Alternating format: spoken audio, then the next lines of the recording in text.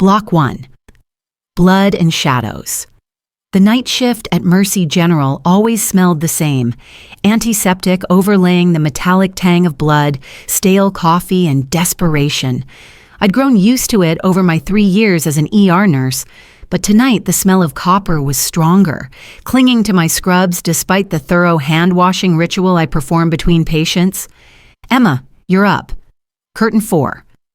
Dr. Patel slid a chart across the nurse's station counter without looking up from his phone. My shoulders ached from the double shift. 12 hours had stretched into 16, and exhaustion pulled at my bones like gravity.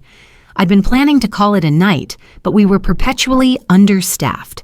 And saying no wasn't really an option, not when I had rent due in 3 days and barely enough in my account to cover it. "What is it?" I asked, flipping through the sparse notes. "Mail, laceration, possible GSW. He's refusing to see a doctor." Dr. Patel finally glanced up. "Just clean him up and get him out. The waiting room's backing up." I nodded, gathering supplies from the cart. Another Friday night, another parade of drunks, fights, and accidents.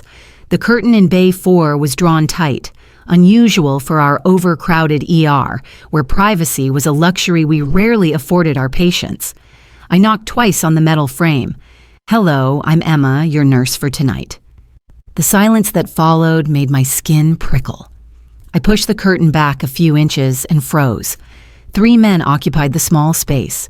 2 stood on either side of the gurney like sentinels, wearing identical black suits despite the summer heat. Their postures were rigid, hands clasped before them, eyes hidden behind dark sunglasses that had no place in a fluorescent-lit hospital at 2 a.m. But it was the 3rd man who drew my gaze like a magnet pulling iron filings. He sat on the edge of the bed, back straight, one hand pressed against his side, where crimson bloomed through an expensive white shirt. His jacket, which probably cost more than 6 months of my rent, was folded neatly beside him, unmarred by whatever violence had torn into his flesh. I requested a doctor. His voice was low, accented with something I couldn't place. Italian maybe, or Russian, smooth like aged whiskey with an undercurrent of gravel. I stepped fully into the space, letting the curtain fall closed behind me. "I'm sorry, sir, but I'm what you've got tonight. I assure you I'm fully qualified to treat lacerations."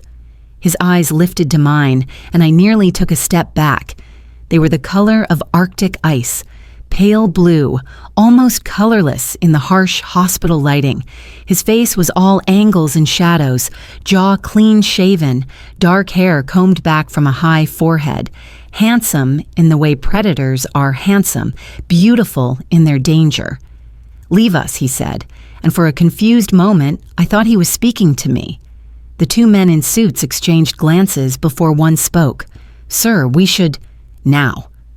A single word, but it carried the weight of absolute authority. They left without another word, slipping through the curtain with surprising grace for men built like brick walls. I cleared my throat, suddenly conscious of being alone with him. "I need to see the wound." He studied me for a long moment, his gaze dissecting me as thoroughly as any scalpel.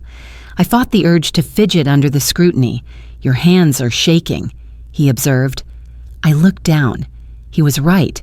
I curled my fingers into fists, then released them. 20-hour shift. Nothing coffee won't fix. Something like amusement flickered across his face, there and gone in an instant. "You should take better care of yourself," says the man bleeding all over my exam table. The words slipped out before I could stop them, and I immediately tensed, but instead of anger, that ghost of a smile returned. He began unbuttoning his shirt with one hand, the other still pressed to his side. When he struggled with the 3rd button, I stepped forward.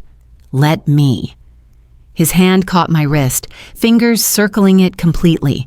His touch was surprisingly warm, skin smooth, except for calluses I could feel against my pulse point. The contact sent an electric jolt up my arm that had nothing to do with fear, or at least not entirely. "What's your name?" he asked, still holding my wrist. "I told you, Emma Shaw." "Emma Shaw." He repeated it like he was tasting the syllables. "You're not afraid." It wasn't a question, but I answered anyway. I've treated gang members, drug dealers, and drunk businessmen who think their money makes them untouchable. You're just another patient. He released my wrist and leaned back slightly. Then treat me, just another patient. I finished unbuttoning his shirt, carefully peeling back the fabric where blood had begun to dry and stick to his skin. The wound was a clean slice about 4 inches long, running along his ribs, deep but not deep enough to need surgery. Next to it was an older injury, a bullet wound, puckered and pink with healing. This needs stitches, I said, reaching for the antiseptic and antibiotics. What happened? Does it matter? I soaked a gauze pad in saline. It helps me determine the risk of infection. Knife wounds and broken glass carry different bacteria. Knife, he said after a pause. A very clean knife. I nodded, working methodically to clean the area. His torso was lean and muscled, olive skin marked with scars, some surgical, others definitely not. This man was no stranger to violence. This will sting, I warned, before applying the antiseptic. He didn't flinch, didn't even blink. His breathing remained steady, his eyes fixed on my face rather than my hands. I could feel the weight of his gaze as I prepared the local anesthetic. I don't need that, he said when he saw the syringe. It's standard procedure for no needles. Something in his tone made me set the syringe aside without argument. I threaded the curved suture needle instead. Then this will hurt a lot. A slight lift of his shoulders. Pain and I are old acquaintances. I began the first stitch, expecting him to tense or grab the railings. He did neither. His eyes never left my face as I worked, the intensity of his stare making my cheeks warm despite the chill of the room. "Where did you learn to stitch so neatly?" he asked after I'd completed several sutures. "Your technique is precise." "My grandmother was a seamstress. She taught me to sew before I could write my name." I tied off another stitch, though she probably never imagined I'd use those skills like this. A sound rumbled from his chest. Not quite a laugh, but close. Life rarely follows the paths we imagine for ourselves. For some reason, the observation made my throat tight. 3 years ago, I'd been in my final year of medical school, engaged to a surgical resident, with my whole future planned out. Now I was an ER nurse working double shifts to make rent on a studio apartment, single, and struggling to pay down a mountain of debt. "No," I agreed softly. "It doesn't." We lapsed into silence as I finished the sutures, 17 in total. His skin was hot beneath my gloved fingers, his breathing controlled, but occasionally hitching when I hit a particularly sensitive spot. As I tied off the final knot, the curtain rustled. One of the suited men slipped inside, bending to whisper in my patient's ear. The language wasn't English, but the urgency was universal. My patient's expression darkened, his jaw tightening as he responded with a short, clipped phrase. The suited man withdrew immediately.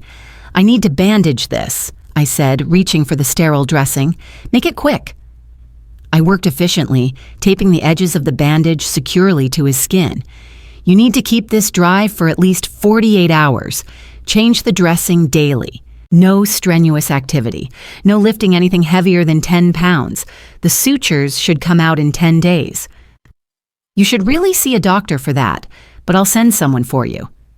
He began buttoning his shirt, movements fluid despite his injury. I blinked. "What? No, that's not how this works. You can come back to the hospital or see your primary care physician." He stood, and I was suddenly aware of how he towered over me, at least 6'3" to my 5'5". The small exam area seemed to shrink further with his presence. "I don't have a primary care physician, and I don't come to hospitals." He reached into his pocket and withdrew a money clip that made my eyes widen. He peeled off several hundred bills and held them out to me. I stepped back, shaking my head. "I can't take that." His eyebrow arched. "You need it." I can't accept cash from patients. It's unethical." "Ethics." He said the word like it amused him. He tucked the money into the pocket of my scrubs before I could stop him. "Consider it a consultation fee for your discretion." The implication was clear. No records, no questions, no reports to the police about suspicious wounds. I should have protested, should have reported it immediately. Instead, I found myself nodding, the weight of the bills burning against my thigh through the thin fabric. He shrugged into his jacket with careful movements, wincing slightly as the motion pulled at his fresh stitches. 10 days, you said? Yes, and antibiotics. You need a prescription for... I have my resources. He reached out suddenly, his fingers brushing a strand of hair from my face. The contact was fleeting but left my skin tingling. You look exhausted, Emma. Go home. Rest. Before I could respond, he was gone, the curtain swishing closed behind him. I stood frozen for several seconds, my heart hammering against my ribs like it was trying to escape. Only when I moved to clean up the bloody gauze did I realize I'd never asked his name. I finished my shift in a daze, the encounter feeling increasingly surreal as the night progressed. By the time I clocked out at 6 a.m., I'd almost convinced myself I'd imagined the intensity in those pale eyes, the electricity of his touch. The morning air was cool against my face as I exited through the staff entrance, the sky just beginning to lighten at the edges.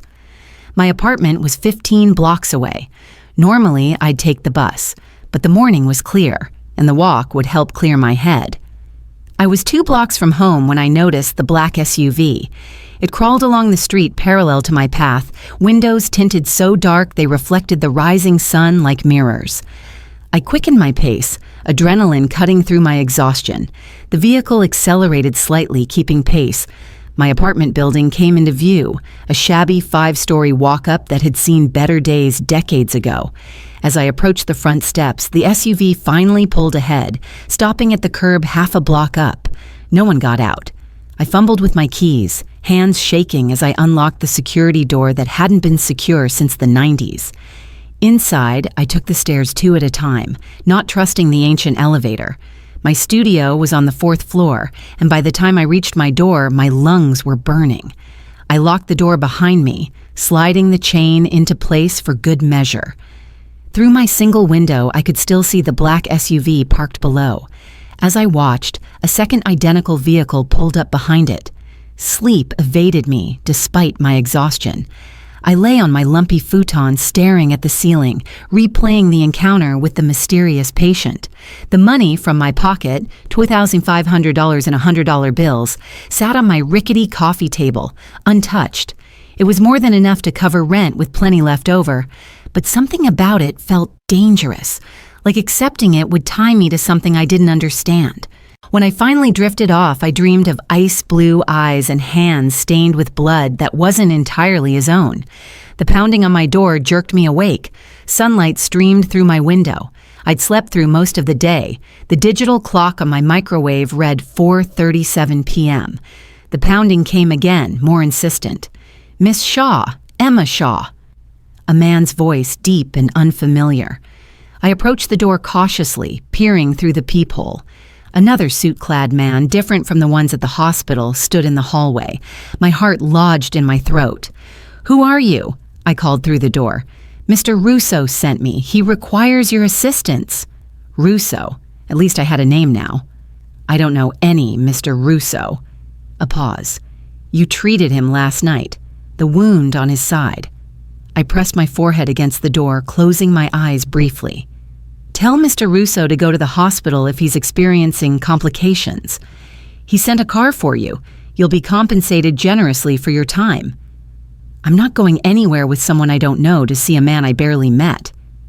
Another pause, longer this time. I heard the rustle of fabric, then the distinctive sound of a cell phone being dialed. The man spoke quietly, his words muffled. A moment later, "Mr. Russo would like to speak with you." Before I could protest, something was slipped under my door. A phone, sleek, black, expensive. With trembling fingers, I picked it up and held it to my ear. "Hello, Emma Shaw." That voice, low, accented, unmistakable. "I find myself in need of your services again." "Mr. Russo, I'm a hospital nurse. I don't make house calls." Yet, here we are. There was pain in his voice, carefully controlled, but present. The wound has become infected. I require antibiotics and possibly new sutures. Go to the hospital. We both know that's not an option for me. I glanced at the money on my coffee table. Why me? You must know other medical professionals. Ah, a pause filled only with the sound of his breathing. I trust your hands, Emma. They're steady, even when you're afraid. Something about the way he said it made my skin flush hot, then cold. I could lose my license. No one will know, and you'll be helping someone in need. Isn't that what you swore to do? The oath he referenced was for doctors, not nurses, but I didn't correct him. Instead, I found myself asking, how bad is the infection? Bad enough that my men are concerned, which meant very bad if these stoic suits were showing worry. I closed my eyes, knowing I was about to make a terrible decision. I need supplies, antibiotics, clean bandages, suture kit. Already acquired. The car will take you to and from my residence. You'll be back home before midnight. And if I refuse? His voice softened, which somehow made it more menacing. Then I'll be forced to find another solution, perhaps from someone at Mercy General who might recognize me from security footage. Dr. Patel, was it? The threat was clear. If I refused, he'd find someone else and ensure they faced consequences for helping him. Fine, I heard myself say. Give me 15 minutes to get ready. Fine, he countered. My man will wait. The line went dead. I stood frozen for a moment, the phone clutched in my hand, wondering what I'd just agreed to. I threw on clean jeans and a sweater, pulled my tangled blonde hair into a messy bun, and grabbed my medical bag, a habit from my med school days I'd never abandoned. The suit waited patiently in the hallway, not speaking as he escorted me down the stairs and out to yet another black SUV. The moment I slid into the back seat, someone placed a blindfold over my eyes. What the hell? I jerked back, hands flying up to rip it away. Strong fingers encircled my wrists. Security protocol, Miss Shaw. Mr. Russo's residence location is confidential. This wasn't part of the deal. My voice sounded high and thin to my own ears. It's non-negotiable. We'll remove it when we arrive. The hands released my wrists. I sat rigid as the car pulled away from the curb, my mind racing through possible escape scenarios, each more impossible than the last. The vehicle made so many turns, I quickly lost all sense of direction. We drove for what felt like hours, but was probably only 30 minutes before the smooth asphalt gave way to what felt like a private drive, the car swaying gently as we curved up an incline. When we finally stopped, the engine's purr faded to silence. The door beside me opened, letting in a rush of cool evening air that smelled of pine and expensive landscaping. We've arrived, Miss Shaw. The blindfold was removed, and I blinked against the sudden intrusion of twilight. We were in a circular driveway before a mansion that belonged in the pages of Architectural Digest. Clean, modernist lines, softened by strategic plantings of mature trees, walls of glass reflecting the setting sun, a fountain burbling gently in the center of the drive. It wasn't gaudy or ostentatious. There was too much taste evident in the design for that, but the wealth it represented was staggering. I stepped out on shaky legs, clutching my medical bag like a lifeline. Men in suits patrolled the perimeter of the property, some with visible weapons holstered at their sides. Several nodded respectfully as I was led up the wide stone steps to the front entrance. The interior was just as impressive. Soaring ceilings, museum-quality art on the walls, furnishings that whispered old money rather than screamed new wealth. I was led through a series of rooms, each more beautiful than the last, to a sweeping staircase that curved up to the second floor. Mr. Russo is in the master suite, my escort informed me, gesturing for me to precede him up the stairs. The master bedroom was larger than my entire apartment, dominated by an enormous bed with charcoal gray linens. Floor-to-ceiling windows overlooked what appeared to be a private lake, now silvered by moonlight. A fire crackled in a sleek fireplace along one wall, casting dancing shadows across the polished concrete floors. And there, propped against a mountain of pillows, was my patient from the night before. He looked markedly worse, skin ashen beneath its olive tone, hair damp with sweat, those ice-blue eyes fever bright. A shirtless torso revealed my bandage work from the previous night, now stained with yellowish discharge. 2 men stood at attention near the bed, while a third, older, with silver at his temples, bent over Russo, speaking rapidly in that same foreign language. When they noticed my presence, the older man straightened, giving me an appraising look. "You're the nurse." His accent was thicker than Russo's, his tone skeptical as he took in my disheveled appearance. Before I could answer, Russo spoke. "Leave us." His voice was weaker than before, but no less commanding. "All of you." The older man frowned. "Salvatore, I don't think—" "Out!" A single word, brooking no argument. They filed from the room reluctantly, the older man throwing a warning glance my way as he passed. The heavy door closed behind them with a soft click that somehow carried the weight of a slammed portal.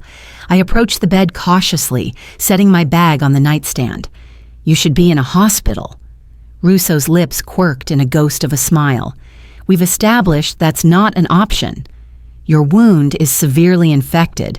You might need IV antibiotics, possibly surgical debridement. Then it's fortunate you have experience with both." I stared at him.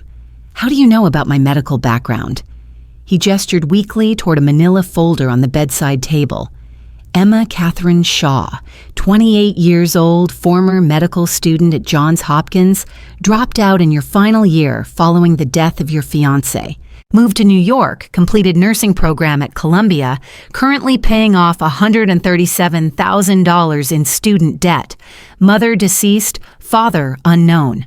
Grandmother in assisted living in Baltimore with advancing dementia. You send her $400 every month despite barely making rent." Ice flooded my veins. "You investigated me." "I investigate everyone who comes into my life, however briefly." I should have been terrified, and part of me was, but anger flared hotter. "You had no right." "Rights." He echoed my word from the previous night, still with that same hint of amusement despite his obvious pain. Such an interesting concept. I yanked on latex gloves with more force than necessary. "I need to examine the wound." He gestured permission, watching as I carefully peeled back the soiled bandage. The sight beneath made me inhale sharply. The neat sutures I'd placed were now surrounded by angry red flesh, the incision oozing pus and serosanguinous fluid. Heat radiated from the area. "This is bad," I said, probing gently around the edges. He flinched. The first real reaction to pain I'd seen from him. "What happened? Did you get the wound wet? Exert yourself?" A slight shrug. "Business required my attention." "Business required?" I broke off, incredulous. "You're running a fever of at least 100 ETU. The infection is spreading. Whatever business you attended to nearly killed you. Dying is an occupational hazard in my line of work." He closed his eyes briefly, and I noticed the fine lines of pain etched around his mouth. I dug through my bag, pulling out alcohol swabs, sterile gauze, and a suture removal kit. "I need to remove these stitches, clean out the infection, and start you on antibiotics immediately. Do you have any allergies to medications?" "No." "Good. This is going to hurt a lot."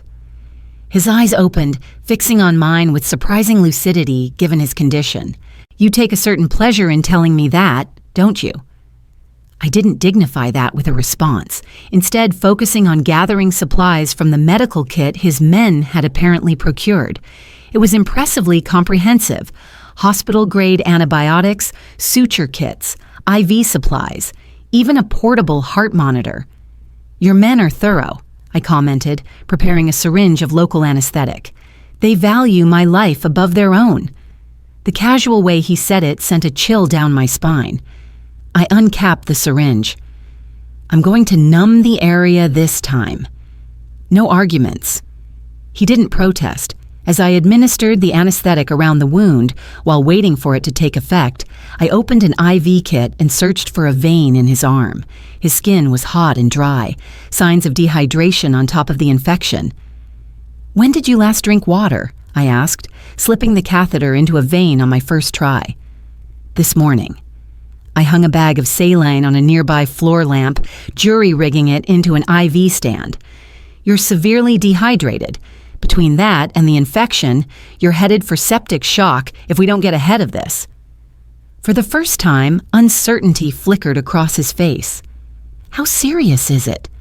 I met his gaze directly. Serious enough that if you were anyone else, I'd be calling an ambulance right now. He absorbed this information with a slight nod. Then I'm fortunate to have you here instead. I turned away, busying myself with preparing the antibiotics for the IV. The anesthetic should be working now. I'm going to remove the infected sutures and clean out the wound. Then I'll start broad-spectrum antibiotics and fluids. For the next hour, I worked, removing each suture and debriding the infected tissue. Russo remained stoically silent throughout, though beads of sweat formed on his brow, and his jaw clenched with each touch to the tender flesh. I cleaned the wound thoroughly with antiseptic solution, packed it with antibiotic-infused gauze, and dressed it with fresh bandages. I'm not going to close it again yet, I explained, as I taped the edges of the dressing. We need to let it drain and make sure the infection is under control first. I'll leave the supplies for your men to change the dressing, but I should come back tomorrow to check it. He caught my wrist as I withdrew my hands, his grip surprisingly strong, despite his weakened state. You'll stay. My pulse jumped beneath his fingers. What? No, I have a shift tomorrow night. Call in sick. I can't just... You can and you will. His thumb moved slightly against my skin, tracing the veins at my wrist. I need you here, Emma. The way he said my name, soft, almost intimate, made something flutter in my stomach that had no business being there. I pulled my hand free. You need a doctor, a real hospital. What I need is someone I can trust. His gaze held mine, intensity burning through the fever. You've seen my home, my security, my weakness. You're already involved deeper than you know. A chill ran through me at his words. Are you threatening me? I'm stating facts. He shifted slightly, wincing. There's a guest room prepared for you. My men will bring anything you require. I wanted to refuse, to demand they take me home immediately, but the medical professional in me couldn't ignore the severity of his condition. He needed monitoring overnight at the very least, and beneath that rational concern lurked something darker, more primitive, a fascination with this dangerous man that I couldn't quite extinguish. One night, I conceded, and I'm checking your vitals every 2 hours. Something that might have been relief flickered across his face. Acceptable. I administered IV antibiotics and a mild sedative, then settled into a chair beside the bed to monitor his response. As the medication took effect, his eyelids grew heavy, but he fought against sleep, watching me with that unsettling intensity. Why did you help me? He asked, voice thick with approaching unconsciousness. You could have refused, called the police. I considered the question seriously. The Hippocratic Oath. First, do no harm. Refusing to help isn't the same as doing harm.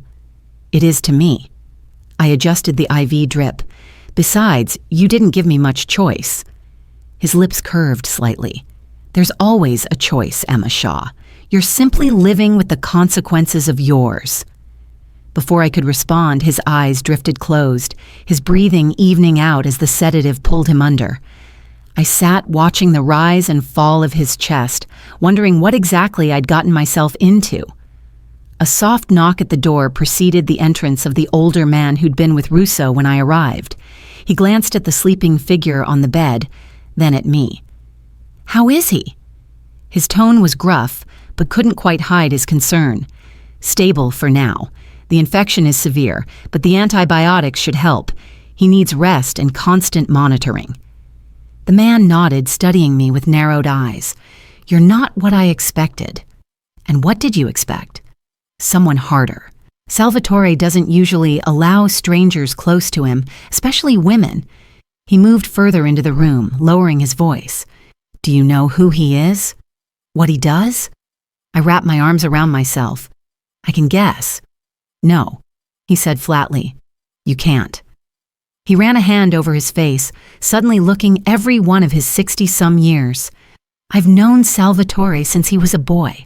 I watched him build his empire from nothing. I've seen him execute men for less than what he's allowing you, a complete outsider, to witness."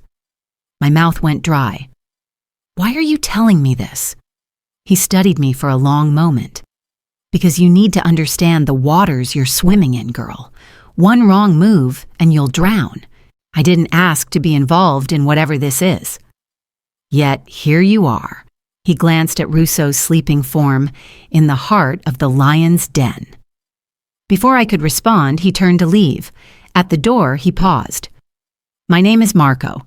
If you need anything, tell the men outside. They have instructions to accommodate you." His eyes met mine, grave and assessing. "Don't try to leave on your own. The security system doesn't distinguish between intruders coming in and those trying to go out." The door closed behind him with a soft click that sounded like a jail cell locking. I sank back into the chair, exhaustion washing over me in waves. The enormity of my situation was beginning to sink in. I wasn't just treating a wounded criminal. I was essentially a prisoner in his home, surrounded by his men, complicit in concealing his injuries from authorities. Every ethical boundary I'd ever been taught to respect had been trampled in the space of 24 hours, and the most terrifying part was how easily I'd allowed it to happen. I must have dozed off because I jerked awake sometime later to find Russo watching me, eyes glittering in the dim light. The room was dark except for a single lamp burning low on the nightstand. Outside the windows, the sky was velvet black, stars scattered like diamonds across its expanse. "You're supposed to be sleeping," I said, my voice rough with fatigue. "So are you," he gestured weakly to the bed. "This mattress is large enough for both of us without either knowing the other is there." Heat rushed to my face. "I'm fine here." A ghost of a smile touched his lips. "You're a terrible liar, Emma Shaw." I straightened in the chair, checking my watch. "It's time for your next dose of antibiotics anyway." As I prepared the medication, I could feel his eyes tracking my every movement. His gaze had a physical weight to it, like a touch against my skin. "You have questions," he observed. I connected the antibiotic to his IV line. "None that I want answered. Ignorance won't protect you. Neither will knowledge." I finished administering the medication and checked his temperature with a digital thermometer. 101 point. "Do you seem better, but still concerning?" He caught my hand as I withdrew. "Ask." I stared down at his fingers encircling mine. Strong despite his illness, the nails perfectly manicured, a heavy gold signet ring on his little finger. Dangerous hands. I should pull away, but something held me still. "Who are you?" The question emerged as barely more than a whisper. His thumb traced small circles on my palm, sending unwelcome shivers up my arm. "You know who I am. I know your name is Salvatore Russo. I know you're wealthy. I know you have men who follow your every command." I pulled my hand free. "I know you're dangerous. Yes. No denial, no qualification, just simple confirmation of what we both knew. Why me? There must be doctors on your payroll." His eyes never left mine. "There are, but they lack your particular qualities, which are integrity, compassion." His gaze drifted over my face. "Beauty." I flushed, turning away to busy myself with checking his bandage. Don't what? Don't try to... Whatever this is, I'm your nurse, not your entertainment while you're bedridden." A soft chuckle, ending in a wince as the movement pulled at his wound. "You're refreshingly direct, Emma Shaw. Most people are too afraid to speak to me as you do. They probably have better survival instincts than I do." This time his laugh was fuller, despite the pain it clearly caused him. Perhaps, or perhaps they simply have more to lose. The words struck a chord. What did I have to lose? A cramped apartment, a job that barely covered my bills, a life that had been slowly shrinking since the day James died and took all my carefully laid plans with him. As if reading my thoughts, Russo said softly, "Tell me about your fiancé." I stiffened. "That's none of your business." "I've made it my business." No apology in his tone. James Harrington, 29, fourth-year surgical resident, killed in a convenience store robbery 3 years ago. Wrong place, wrong time. Anger flared hot and sudden. "Stop it." "You were there. Witnessed the whole thing. Tried to save him despite a gunshot wound to your own shoulder." His eyes flicked to my left shoulder where the scar was hidden beneath my sweater. "The police never caught the shooter." Tears burned behind my eyes. "Why are you doing this?" "Because I want to understand you." He shifted, pushing himself up straighter against the pillows. "You walked away from everything, your career, your future, after his death. Why?" "Because none of it mattered anymore." The words escaped before I could stop them, raw and honest in a way I hadn't allowed myself to be with anyone since the funeral. Because I couldn't save him. Because every time I closed my eyes, I saw his blood on my hands. Russo was silent for a long moment. When he finally spoke, his voice was different, softer, almost gentle. "Yet here you are, saving me." Our eyes met in the dim light, and something passed between us, a current of understanding that made my breath catch. For one suspended moment, he wasn't a dangerous criminal, and I wasn't his reluctant caretaker. We were just two people who recognized something in each other, something broken, something surviving. The moment shattered when a sharp knock came at the door. One of Russo's men entered without waiting for permission, his expression urgent. He crossed to the bed, bending to whisper in Russo's ear. I couldn't hear the words, but I saw the change in Russo's face, a hardening, a coldness seeping into those pale eyes. He responded in that same foreign language, his tone clipped and precise. The man nodded once and left as abruptly as he'd appeared. "Problem?" I asked, trying to sound casual. Russo's gaze returned to me, but the softness was gone, replaced by something calculating. "Nothing that concerns you." But I could see it in the set of his jaw, the tension in his shoulders.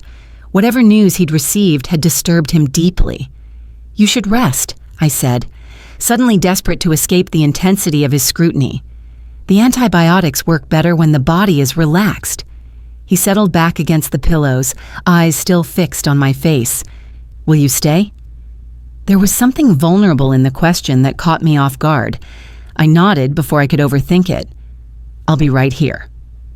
As he drifted back to sleep, I curled up in the oversized chair, watching the steady rise and fall of his chest.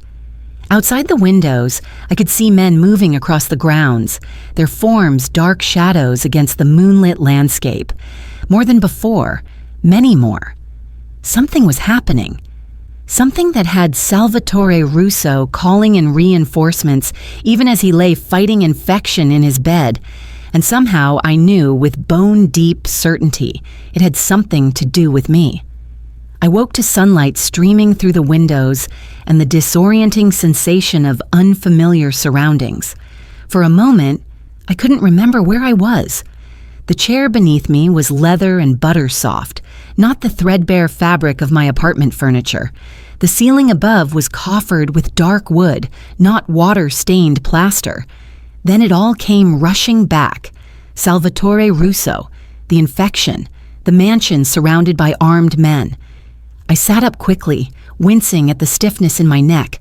The bed was empty, sheets rumpled, but no sign of my patient.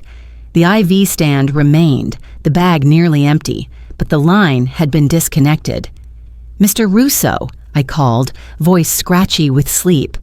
No answer. I rose, stretching out kinks from my uncomfortable night's sleep, and moved to the adjoining bathroom. The door was ajar, but the room beyond was empty. A palatial marble shrine to luxury with a shower large enough for 5 people and a soaking tub that looked like it had been carved from a single block of stone. Returning to the bedroom, I noticed a folded piece of paper on the nightstand with my name written on it in a strong, slanting hand. Emma. Business required my attention. Help yourself to anything you need. Marco will see to your comfort. Do not leave the grounds.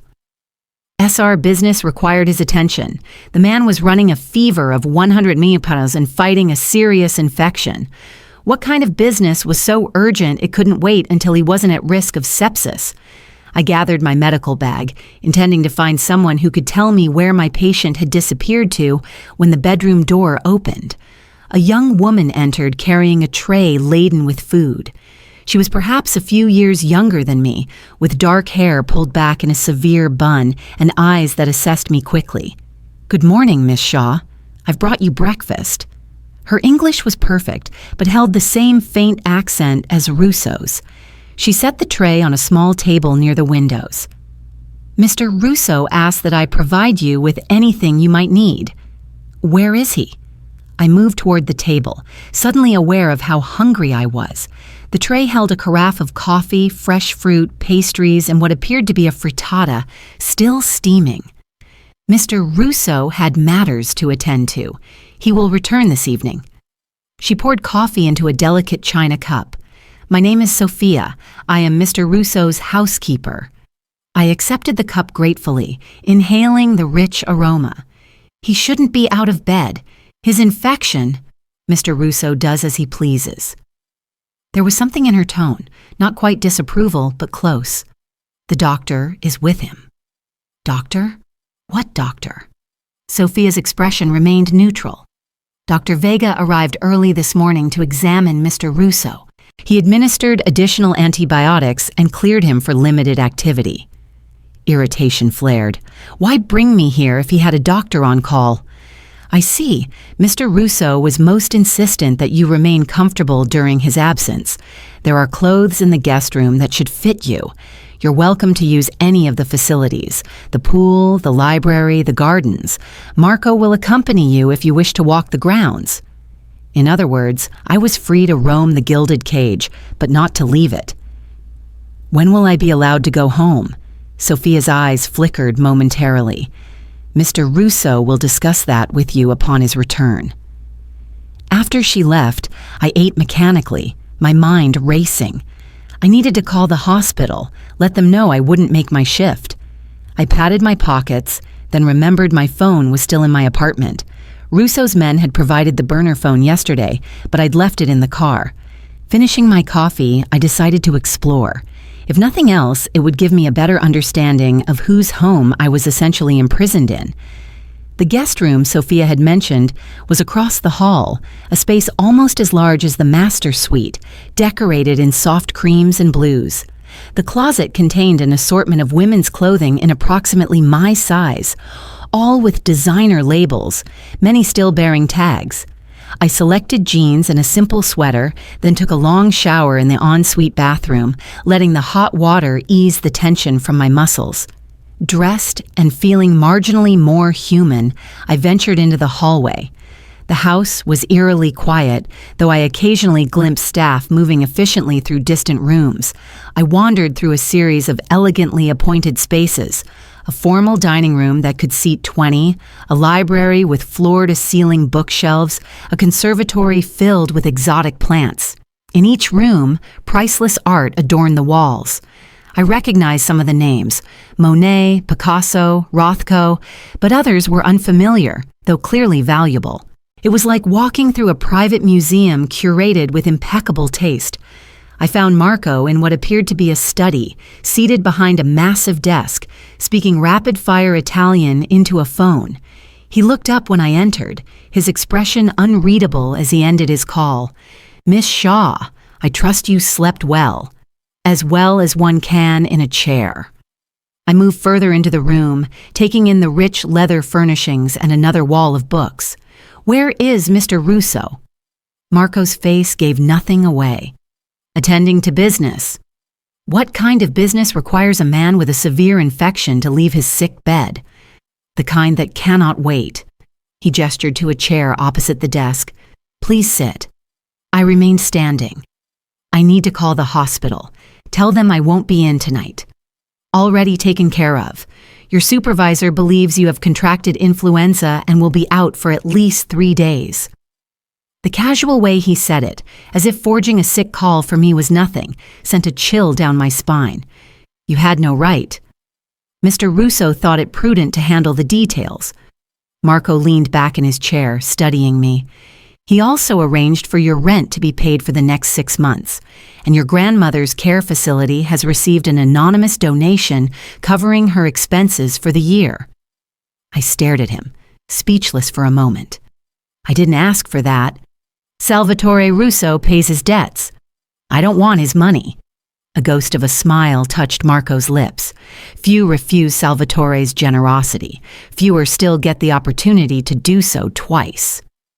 The implication was clear. The money wasn't really payment. It was insurance. A way to keep me quiet, to make me complicit. I changed tactics. How long do you intend to keep me here? That depends on Salvatore. Marco's expression softened slightly. He values your medical expertise and your discretion. I didn't exactly have a choice in the matter. We always have choices, Miss Shaw. You could have refused to treat him. Called the police. You didn't. The echo of Russo's words from the night before made my skin prickle. So, I'm a prisoner, because I helped him. Not a prisoner, a guest. Marco rose from his chair. Would you like to see the grounds? The gardens are quite beautiful, even in autumn. I recognized the deflection, but decided to accept it. Perhaps outside, I'd have a better chance of understanding my situation, or finding a way out of it. The estate was even more impressive in daylight. Manicured lawn stretched in all directions, giving way to woodlands at the property's edge. The lake I'd glimpsed from Russo's window was larger than I'd realized, its surface glittering in the morning sun. A boathouse nestled on the far shore, and I could see a dock extending into the water. But what struck me most was the security. Men patrolled the perimeter in pairs, all wearing earpieces. Cameras were discreetly mounted at strategic points, their lenses swiveling to track movement. The wrought iron fence surrounding the property had to be at least 10 feet high with what looked suspiciously like electrified wiring along the top. How many men does Mr. Russo employ? I asked as Marco led me along a stone path through a formal rose garden. That changes depending on circumstances. Marco's tone was carefully neutral. Currently, there are more than usual. I noticed. Why? Marco glanced at me, considering. There was an incident. A rival organization attempted to breach our security last night. Here at the house? No, at another location, but Salvatore takes no chances when it comes to his home, or his captives, I thought, but didn't say. We continued walking, Marco pointing out features of the grounds with the pride of someone who had helped build something remarkable. Despite my situation, I found myself admiring the beauty of the place, the thoughtful landscaping, the way the house seemed to rise organically from its surroundings. How long have you worked for Mr. Russo? I asked, as we paused beside a small Japanese-inspired garden complete with a bubbling stream and miniature bridge. Since he was a boy. Marco's expression softened with something like paternal affection. His father and I were associates. When Antonio was killed, I took Salvatore under my protection. Killed? Marco's face closed again. It was a difficult time. We walked in silence for a while, circling back toward the house. As we approached, I noticed increased activity, more men moving with purpose, vehicles arriving and departing through the security gate. What's happening? I asked. Marco's expression gave nothing away. Mr. Russo is returning. As if on cue, a convoy of black SUVs swept up the drive, coming to a stop before the main entrance. Men spilled out, forming a protective cordon around one vehicle. The rear door opened, and Salvatore Russo emerged. Even from a distance, I could see he was in pain. His movements were stiff, his normally perfect posture compromised by the need to protect his injured side. But there was nothing diminished about his presence. The men around him moved with the careful deference of satellites orbiting a dangerous star. His gaze swept the area, landing on me with palpable intensity. Even across the expansive lawn, I felt the impact of those ice-blue eyes like a physical touch. Marco murmured something beside me that I didn't catch. already moving toward the assembled group. I followed more slowly, my medical training warring with my sense of self-preservation. Russo clearly needed to be back in bed, but approaching him in front of his men felt dangerous in ways I couldn't articulate. By the time I reached the house, Russo had disappeared inside, leaving a wake of tense energy behind him. Marco intercepted me at the door. "Mr. Russo will see you in his study in 1 hour. Sophia will show you to your room to refresh yourself." I wanted to protest, to insist on examining him immediately, but something in Marco's expression stopped me. This wasn't a normal patient-nurse dynamic. These weren't normal circumstances. I needed to tread carefully. Sophia was waiting in the foyer, her expression as unreadable as ever. She led me back to the guest room without speaking, closing the door softly behind her as she left. I paced the room, anxiety building with each passing minute. Something had happened, something beyond a rival organization attempting to breach security. The tension in the house was palpable, like the air before a thunderstorm. When Sophia returned to escort me to Russo's study, I had worked myself into a state of nervous determination. Whatever game was being played, I needed answers. The study was different from Marco's workspace, darker, more intimate, with leather-bound books lining the walls and a massive fireplace dominating one end of the room. Russo sat behind a desk that looked like it had been carved from a single piece of ancient wood, his pale eyes tracking my entrance with predatory focus. He looked worse than he had that morning, the fever flush high on his cheekbones, lines of pain bracketing his mouth. But he was impeccably dressed in a charcoal suit, his dark hair combed back from his forehead, his posture betraying none of the discomfort I knew he must be feeling. "Emma." My name in his accented voice sent an unwelcome shiver down my spine. "I trust Marco showed you the grounds." He did. I moved closer to the desk, medical assessment automatic. "You should be in bed. The infection is being managed." He gestured to a chair across from him. "Please sit." I remained standing. "I'd like to examine your wound." A faint smile touched his lips. "So dedicated to your patient. Very well." He began unbuttoning his jacket. I circled the desk, medical bag in hand. He shrugged out of his jacket with careful movements, then loosened his tie and unbuttoned his shirt. The bandage beneath was pristine, recently changed, but when I peeled it back, I could see the wound was still angry and inflamed. "The antibiotics are working, but slowly," I said, probing gently at the edges of the incision. "You've been exerting yourself too much." "Unavoidable." I replaced the bandage with a fresh one from my bag. "Nothing is unavoidable. You're risking sepsis. Some risks are worth taking." His eyes never left my face as I worked. "There have been developments that required my personal attention." I stepped back, returning to the other side of the desk. "When can I go home?" Russo studied me for a long moment, his expression unreadable. "That's complicated."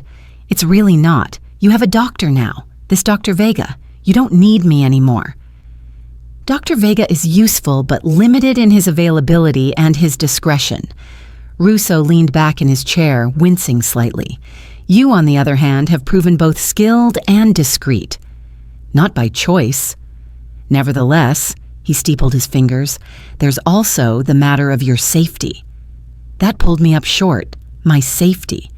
The men who attempted to breach our security last night were looking for something specific. His gaze was steady on mine. Someone specific. A chill ran down my spine. Me?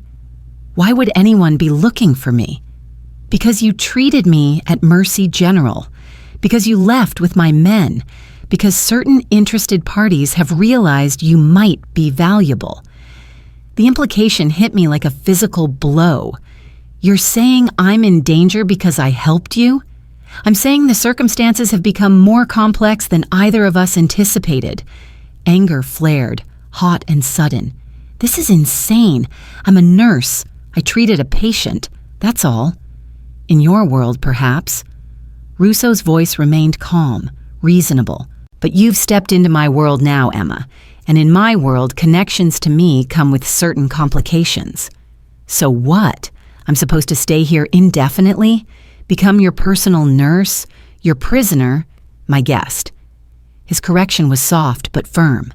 Until the situation is resolved. And when will that be? Soon. He rose from his chair with careful movements, circling the desk to stand before me. Even in his weakened state, his presence was overwhelming. Tall, powerful, radiating a controlled danger that made my pulse quicken. I've put measures in place. The men looking for you will be dealt with. I took an involuntary step back. Dealt with? You don't want the details. His eyes held mine, intense and unwavering. Know only that I protect what's mine. I'm not yours. The words came out sharper than I intended. Something flickered in his gaze. Amusement, maybe, or appreciation. You saved my life, Emma Shaw. In my world, that creates a bond, a debt, one I intend to repay by ensuring your safety. Before I could respond, a sharp knock came at the door. Marco entered without waiting for permission, his expression grave. They found it, he said in English, presumably for my benefit. The tracking device was in her medical bag. Russo's face hardened to granite. When was it activated? Shortly after she arrived yesterday. They've been monitoring her movements within the house. My legs suddenly felt weak. A tracking device in my bag. Russo and Marco exchanged looks laden with meaning. They've been watching you since the beginning, Marco said softly. They knew she would lead them to you. Who? I demanded, my voice rising with panic. Who is they? The Kostova family, Russo replied, his accent thickening with what I now recognized as suppressed rage. A rival organization that has been attempting to encroach on my territory for the past year. But why me? Why would they care about a nurse? Because Salvatore never brings women to his home, Marco said, his tone matter of fact. Never allows outsiders this close. You represented an unprecedented opportunity to locate him when he was vulnerable. The implications crashed over me in a sickening wave. I wasn't just in danger because I'd treated Russo. I was being used as bait, a tool to get to him when he was injured and weakened. Oh my God. I sank into the chair behind me, my legs no longer able to support my weight. This is a nightmare. It's business, Russo corrected, his voice cold, brutal but predictable. He turned to Marco. Double the perimeter security. Move forward the timetable on Costa tonight. Marco nodded once and left the room without another word. Russo knelt before me, ignoring what must have been significant pain from his wound. His hands closed over mine, where they twisted in my lap. Listen to me, Emma. You are safe here. No one will harm you while you're under my protection. Your protection? I gave a slightly hysterical laugh. I wouldn't need protection if I'd never met you. Perhaps. His thumbs traced small circles on my wrists, the touch oddly calming despite everything. But we cannot change the past. We can only move forward. I looked into his eyes, searching for something. Deceit, manipulation, the cold calculation that should be there. Instead, I found something that looked disturbingly like genuine concern. What happens now? I asked, my voice steadier than I felt. Now you stay here where I can ensure your safety. My men will deal with the Costa threat. Once that's resolved, you'll be free to return to your life. Just like that. A ghost of a smile touched his lips. More or less. And if I don't want to stay? His expression sobered. Then you place yourself in danger. And he added, his voice dropping slightly. You leave me without my very capable nurse while I'm still fighting an infection. The naked manipulation in the statement was so blatant, it was almost charming. Almost. You're impossible, I muttered. So I've been told. He rose with a barely concealed wince. Now, if you're done questioning my decisions, I believe it's time for another dose of antibiotics. For the rest of the day, I fell into an uneasy routine. Checking Russo's wound, administering medication, monitoring his temperature. He worked from his bedroom, receiving a stream of visitors who spoke to him in rapid Italian, their conversation ceasing the moment I entered the room. The sun had set when Marco appeared at the bedroom door, his expression grim. "It's time." Russo nodded, setting aside the laptop he'd been working on. "Stay with Emma. Make sure she remains in the house." "Of course." Marco's eyes flicked to me where I stood by the window, pretending not to listen. "Be careful, Salvatore. You're not at full strength." "I don't need to be." Russo's voice held a deadly calm that sent chills down my spine. "I just need to be present." After he left, I turned to Marco. "What's happening?" "Nothing that concerns you," but his gaze kept straying to the window, out toward the darkness beyond the property. "It concerns me if it involves people who are apparently using me to get to Mr. Russo." Marco was silent for a long moment. "Salvatore is meeting with Victor Costa, offering terms." "Terms? A ceasefire, territory agreements, compensation for past disputes?" The clinical phrasing didn't fool me. "You mean he's threatening them?" Marco's lips curved in a humorless smile. "In our world, negotiations and threats are often the same thing." I moved to the window, peering out into the darkness. Floodlights illuminated the grounds, revealing more men than I'd seen earlier, all armed, all stationed with tactical precision around the property. "How many men does Mr. Russo have?" I asked quietly. "Here tonight." Marco came to stand beside me. "Over 200. The number staggered me. 200 armed men, all answering to Salvatore Russo, all prepared to protect him, and by extension me. And the Costas, Victor will come with a similar show of force. It's expected, a sign of respect. I wrapped my arms around myself, suddenly cold despite the warmth of the room. What happens if the negotiations fail? Marco's gaze was steady on mine. Pray that they don't. Hours passed in tense silence. Marco received periodic updates via his phone, but shared nothing with me. I paced the bedroom, anxiety building with each passing minute. The scene outside remained unchanged. Armed men patrolling, floodlights sweeping the grounds, the distant gleam of the lake reflecting the moon. It was nearly midnight when the door opened and Russo entered. He looked exhausted, the lines around his mouth deeper than before, but there was a satisfied gleam in his pale eyes. "It's done," he said to Marco, loosening his tie with one hand. "Costa accepted our terms." Relief washed over Marco's features. "All of them?" "All of them." Russo's gaze found mine, including the provision regarding Miss Shaw. My heart skipped a beat. "What provision?" "Your safety, your return to your normal life, your continued anonymity."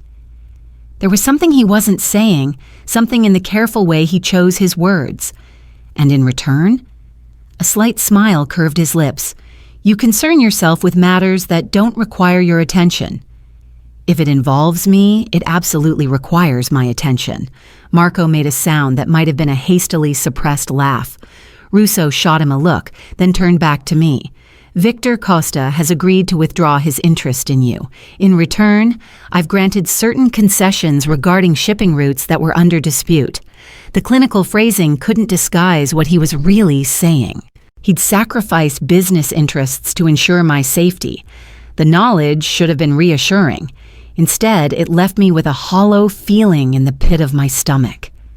"So I can go home?" Russo's expression grew guarded. "Soon, after we ensure Costa honors his part of the agreement." "How long is soon?" "A day, perhaps 2. He moved to the bed, lowering himself onto it with careful movements that betrayed his exhaustion and pain. "Your wound needs checking." The abrupt change of subject wasn't lost on me, but I let it slide, my medical training taking over as I approached him. Marco slipped from the room, leaving us alone.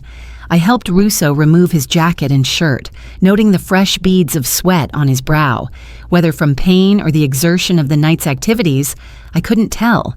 The bandage beneath was still clean, which was a good sign. But when I removed it, I could see the wound was still angry and inflamed. "You've been pushing yourself too hard," I said, cleaning the area with antiseptic. "The infection isn't responding to the antibiotics as quickly as it should." "I've had worse." I glanced up at his face, finding his eyes fixed on mine with that now familiar intensity. That doesn't make it any less serious. His hand came up to brush a strand of hair from my face, the touch lingering longer than necessary. Your concern is touching. I pulled back, applying a fresh bandage with perhaps more force than needed. It's professional, not personal. Are you certain about that? The question hung in the air between us, loaded with implications I wasn't ready to examine. I busied myself with packing away my supplies, avoiding his gaze. You should rest, I said finally. Your body needs time to heal. Will you stay? The question echoed the one from the night before, but this time it carried a different weight. I looked up, finding his expression more open, more vulnerable than I'd seen it yet. I'll check on you through the night, I hedged. That's not what I asked. His voice was soft but insistent. Will you stay, Emma, here with me? The words sent a shiver down my spine, not of fear, but of something far more dangerous, something I wasn't ready to name. I don't know what you're asking me. I think you do. From the moment you pulled back that curtain in the ER, something changed. You felt it too. I shook my head, taking another step back. You're delirious. The fever. I've never been more clear-headed. He rose from the bed, moving toward me with the fluid grace of a predator, despite his injury. You see me, Emma. Not the power, not the money, not the danger. You see me. He was too close now, close enough that I could feel the heat radiating from his body, smell the expensive cologne that clung to his skin beneath the antiseptic. I don't know you, I whispered. You know enough. His hand came up to cut my cheek, gentle despite the strength I knew it possessed. Enough to be afraid, yet here you stand, enough to understand what I am, yet you still treat me with compassion. I should pull away, should put distance between us. Instead, I found myself leaning into his touch, my body betraying what my mind still fought against. This is insane, I breathed. Stockholm Syndrome at its finest. A smile touched his lips. Is that your diagnosis, Nurse Shaw? It's the only explanation that makes sense. Or perhaps it's simpler than that. His thumb traced the outline of my lower lip.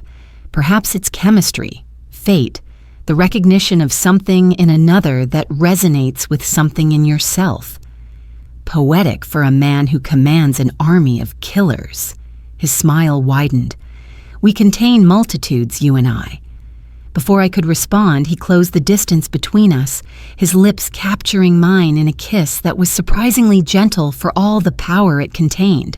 I should have pushed him away, should have slapped him, should have run. Instead, my hands came up to grip the front of his undershirt, pulling him closer as something inside me surrendered to the inevitable.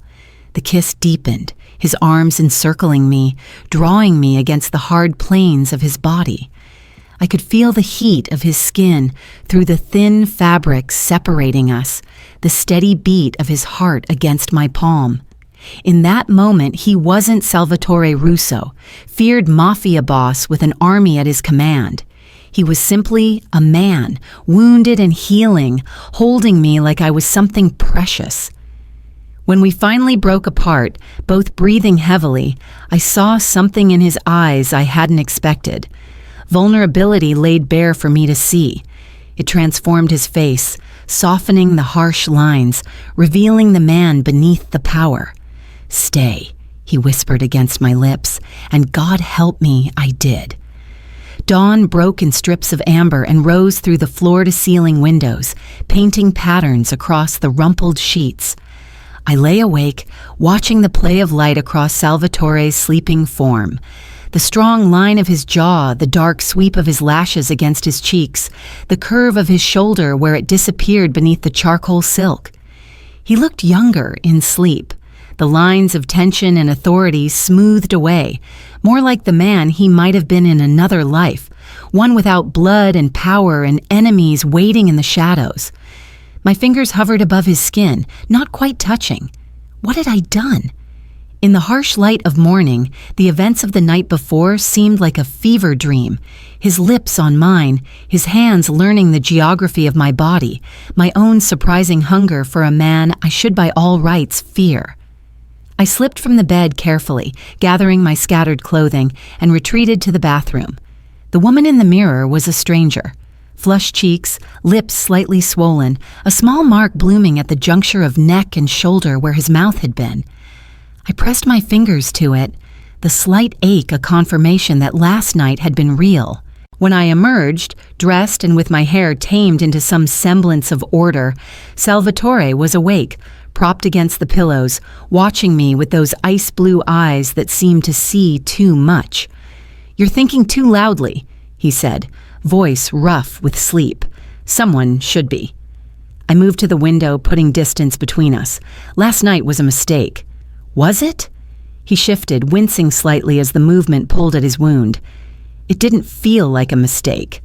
I turned to face him. "I'm your nurse. You're my patient. Beyond that, you're—" I gestured vaguely, encompassing the mansion, the armed men, the world he commanded. "I'm what?"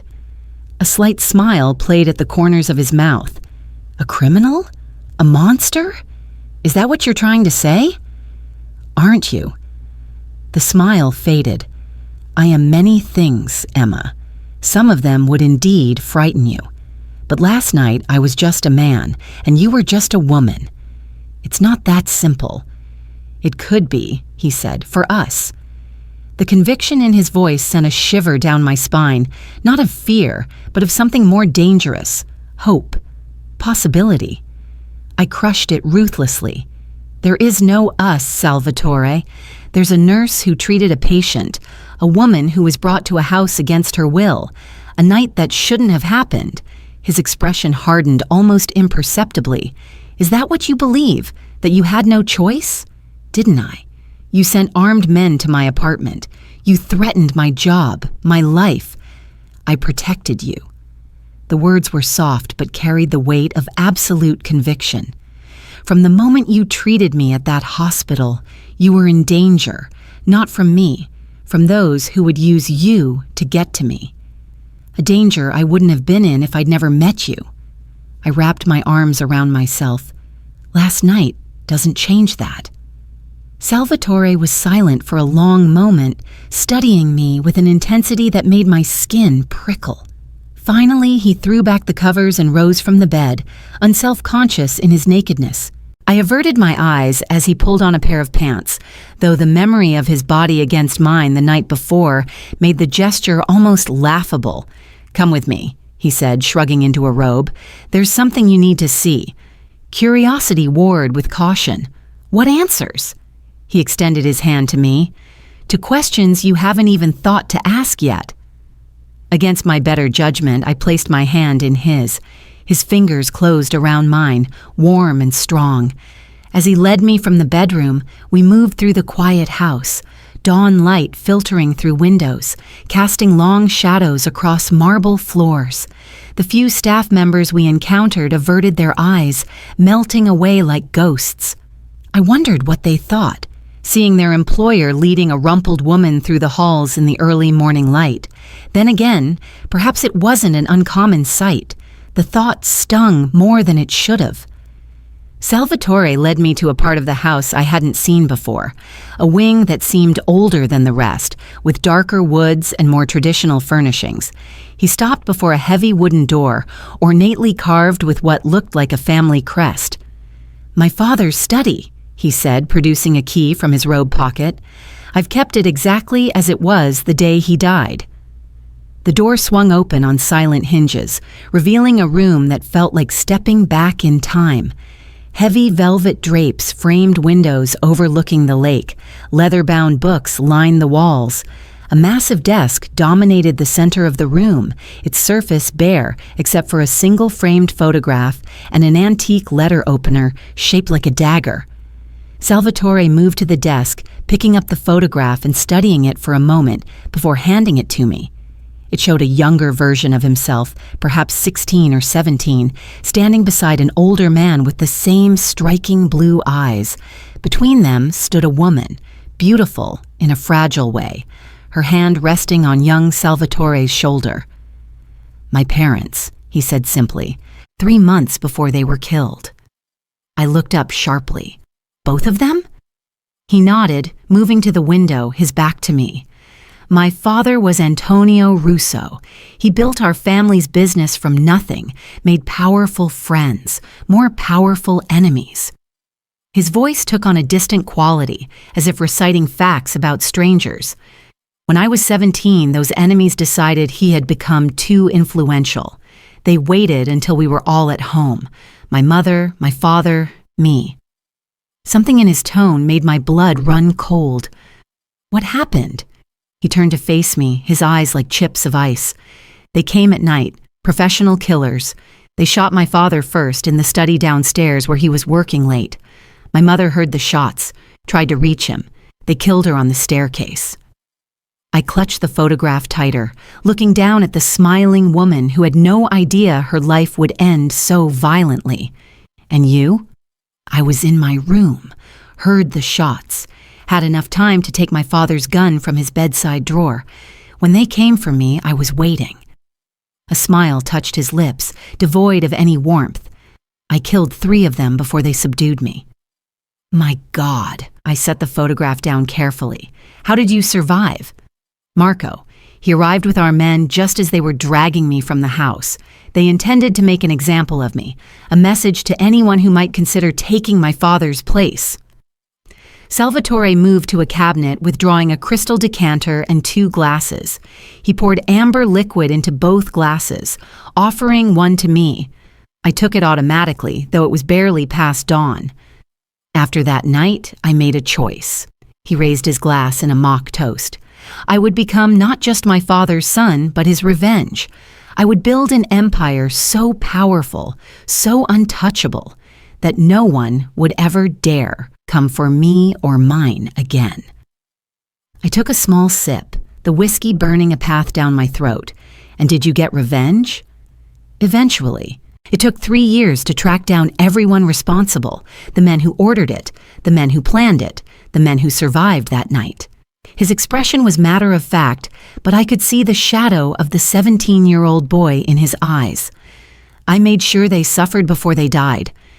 I should have been horrified, should have been repulsed by the casual way he spoke of torture and murder.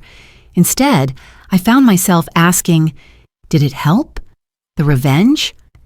Something flickered in his gaze, surprise perhaps at the question. No, it didn't bring them back, but it established a truth that has protected me ever since. No one touches what belongs to Salvatore Russo without paying a price too high to contemplate. The implication hung in the air between us. No one touches what belongs to Salvatore Russo, including me. "Why are you telling me this?" I set the glass down, suddenly needing clear hands, a clear head. He moved closer, stopping just within arm's reach. "Because I want you to understand what I am, why I am, the world I inhabit." "So I'll what? Accept it? Embrace it?" I gestured around the room, the violence, the criminal empire, the men with guns patrolling your property.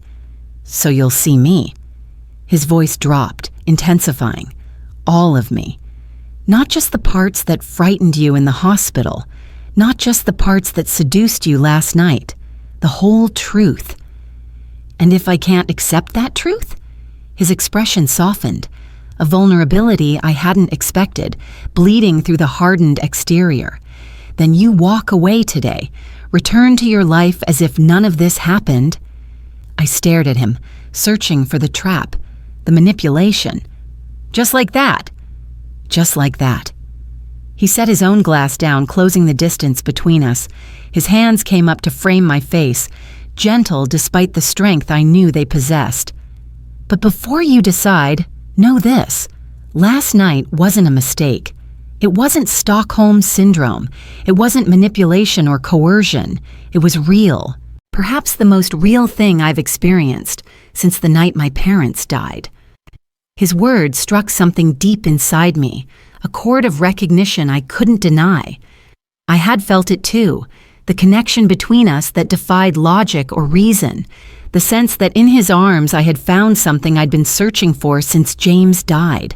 Not a replacement, but a resonance, a recognition of shared wounds. "I need time," I whispered, "to think." He nodded, his thumbs tracing the curve of my cheekbones. "Time you shall have." He pressed a kiss to my forehead, lingering for a moment before releasing me. "Marco will take you home whenever you're ready." I left him standing in his father's study, surrounded by ghosts of a past that had forged him into the man he had become. As I walked back through the house, I felt the weight of a decision I never could have imagined making just days ago. Stay or go, accept or reject, embrace the danger or return to the safety of my small, shrinking life. Back in the guest room, I gathered my few belongings, moving mechanically as my mind raced. Sophia appeared with breakfast, her expression giving nothing away about what she might know or suspect about my night with her employer. "Mr. Russo asked me to inform you that a car will be ready whenever you wish to depart," she said, setting the tray on a small table by the window. "Thank you." I sat at the table, though I had no appetite. "Sophia, how long have you worked for Mr. Russo?" She paused at the door. "Since I was 16. He found me in a difficult situation, gave me a job, safety, education." Are you afraid of him?" Something like surprise flickered across her usually composed features. "Afraid? No. Respectful? Yes. Loyal?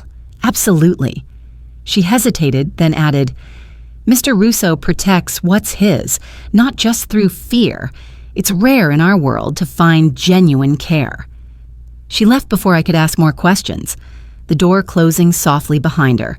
I ate mechanically, watching the morning light strengthen across the manicured grounds. Men still patrolled the perimeter, but there seemed to be fewer than the day before. The crisis, whatever it had been, appeared to have passed. By mid-morning, I had made my decision. I found Marco in the main foyer, speaking quietly with several suited men who dispersed at my approach. "I'm ready to go home," I said, clutching my medical bag like a lifeline. Marco studied me for a long moment, his expression unreadable. "Of course, the car is waiting." He hesitated, then added, "Salvatore asked that I give you this to open when you're alone." He handed me a heavy cream envelope, sealed with wax pressed with what I recognized as the same crest from the study door. I slipped it into my bag without comment. The return journey was surreal in its normality. No blindfold this time, just a silent drive through countryside I hadn't seen on my arrival, eventually giving way to the familiar urban landscape of the city. When we pulled up before my shabby apartment building, it felt like years rather than days had passed since I'd last seen it. "Your apartment has been secured," Marco said as the driver opened my door. "New locks, better security system." He hesitated, then continued in a softer tone. "Mr. Shaw, he doesn't extend himself this way often, almost never, in fact." I met his gaze, understanding the message beneath the words. "Thank you, Marco, for everything." My apartment looked the same, yet different. Everything in its place, but with an underlying sense that someone had been there in my absence. The new locks were obvious, as was the discreet security panel beside the door that hadn't been there before. I set my bag on the coffee table, suddenly exhausted despite the early hour. The envelope Marco had given me seemed to burn a hole in my consciousness. With trembling fingers, I broke the wax seal and withdrew a single sheet of heavy paper, covered in a strong, slanting hand. "Emma, by now, you're home, likely questioning everything that has transpired between us. I won't insult your intelligence by claiming it was all a dream or a momentary madness. What happened was real. What I feel for you is real. I am not a good man by society's standards. I have blood on my hands that will never wash clean. I command men who would kill or die at my word. I operate in a world of shadows and violence that few ever glimpse, let alone understand. But with you, I found something I thought lost forever. The capacity to feel something beyond power, beyond vengeance, beyond the cold calculation that has defined my existence since I was 17 years old. You asked for time, and I will give it to you. A day, a week, a month, however long you need to decide if what we found in each other is worth exploring despite the complications. In the meantime, know this: you are under my protection whether you choose me or not. The men watching your apartment are there for your safety, not to monitor your movements. You are free to live your life exactly as you did before we met. With one difference, you now have a choice that few are ever offered: to step fully into my world, eyes open, knowing exactly what it entails, or to walk away, returning to the life you knew with the memory of what might have been. Whatever you decide, know that you have awakened something in me that I thought died with my parents all those years ago. For that alone, I will always be in your debt. Until we meet again, Salvatore, I read the letter twice, then set it aside, moving to the window. On the street below, a black SUV was parked half a block down. Another was visible at the corner, watching, protecting. 3 days ago, the sight would have terrified me. Now it brought a complex mixture of emotions I couldn't fully untangle. Security, yes, but also a strange sense of belonging, of being valued enough to warrant such measures. My phone, retrieved from my bedside table where I'd left it days ago, buzzed with messages. The hospital checking on my illness, friends wondering why I'd gone silent. The normal, everyday concerns of a life that suddenly felt like it belonged to someone else. I should call them back. Should fall back into the comfortable routine of work and home and the quiet grief that had been my companion since James died. The safe choice, the sane choice. Instead, I found myself reaching for the burner phone Salvatore's men had given me, still in my medical bag where I'd tucked it before leaving the mansion. It had only one number programmed into it. My finger hovered over the call button as I weighed two futures, one safe but small, one dangerous but vibrant with possibility. In the end, it wasn't really a choice at all. The phone rang only once before he answered, his voice a low rumble that sent a shiver of recognition down my spine. Emma. My name in his mouth sounded like a prayer and a possession all at once. You've made your decision quickly. I looked out at the men guarding my street, at the letter on my coffee table, at the medical bag that had led me into his world, at the life I'd been sleepwalking through since James died. I have questions, I said, my voice steadier than I felt. Conditions. A soft chuckle. I would expect nothing less. I won't give up nursing, my career, my independence.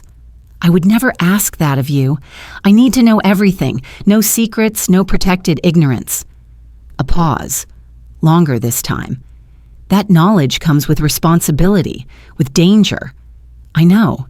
And you're prepared for that?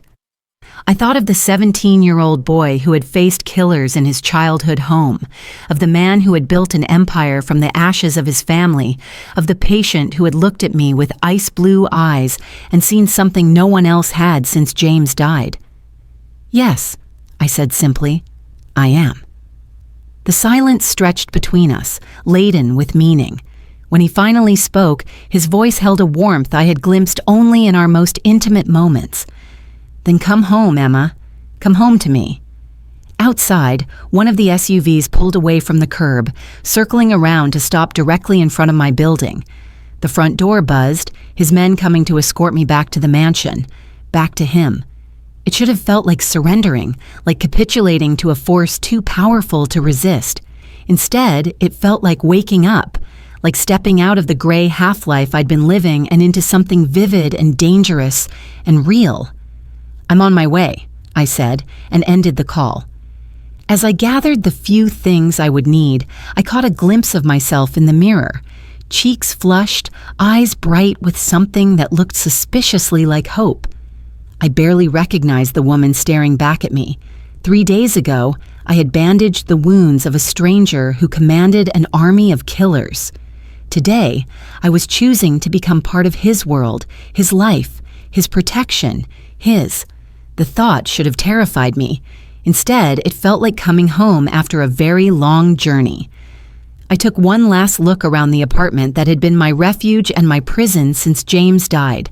Then I walked out the door without looking back, toward the men waiting to take me to Salvatore, toward a future I could never have imagined, but now couldn't imagine living without. The door closed behind me with a soft click, like the ending of one chapter and the beginning of another. As I descended the stairs toward the waiting car, I felt lighter than I had in years. She bandaged the Mafia Boss's wounds, and in doing so, perhaps began to heal her own.